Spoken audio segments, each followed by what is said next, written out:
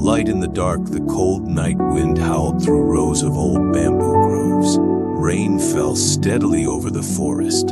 On a lonely hillside stood a small thatched hut, where a dim oil lamp flickered like a fragile heart refusing to be extinguished by the storms of life. Inside the hut sat a middle-aged man meditating calmly. His name was Layman. Once a wealthy merchant, he had given up his riches and comfort to live a humble life, cultivating compassion and inner peace in the everyday world. He wore no monk's robes, spoke no sermons in golden halls, yet lived by kindness, understanding, and selfless service. That rainy night, as he softly chanted a scripture, the hut's door creaked open. A shadow entered, cold, wet, and cautious. It was Tulai, a thief once chased out by villagers. His face was gaunt, eyes red with hunger, anger, and years of wandering in the darkness. Tulai held a knife in his hand. He scanned the room, ready to rob. But before he could act, a warm, calm voice spoke. "The rain is heavy tonight. We must be cold. Come sit by the fire. I have some hot porridge." Tulai froze. The man before him wasn't scared. He looked at him not with judgment, but with genuine concern, as if welcoming a long-lost guest. "Aren't you afraid of me?" Tulai asked.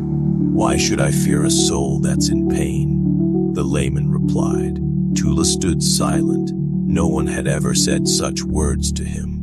All his life, people called him trash, a curse, a threat. Yet this man offered him food. Slowly, he sat down. The layman scooped him a bowl of brown rice porridge and poured a cup of fragrant green tea. As the steam rose, Tulai's hands trembled. Not from the cold, but from the unfamiliar warmth. After eating, he remained silent, unsure. He got up to leave, but the layman gently said, "If you've nowhere to go, stay here tonight. The forest is dangerous in this weather."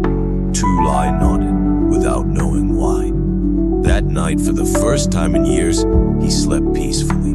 At dawn, Tulai prepared to leave. The layman was quietly sweeping the yard, calm and steady. "You knew who I was, yet you gave me food and shelter?" Tulai asked. "I knew," the layman said. "But in your eyes, I saw a man who's never been trusted by anyone. I've stolen, betrayed, hurt the innocent. I don't deserve your kindness." "But you still have a choice," said the layman. "You can choose to begin again." Tulai didn't respond. His eyes grew wet.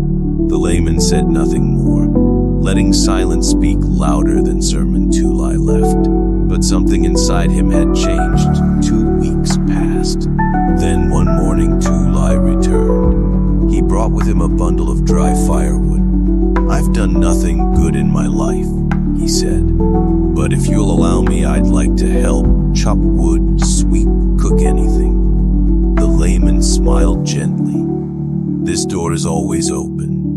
What matters is whether your heart is open." From that day on, Tulai stayed. He put down the knife and picked up the broom. He stopped running and started serving. Villagers were wary at first, but slowly they began to notice. The once feared thief was now helping the elderly, patching clothes for children, even chasing away other bandits. Years later, no one called him Tulai the thief anymore.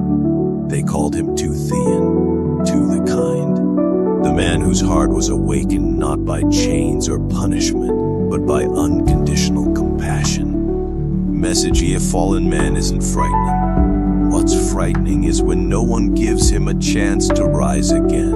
Sometimes all it takes is a bowl of porridge, a look without judgment, and the door of a heart left open long enough to light up someone's darkest night.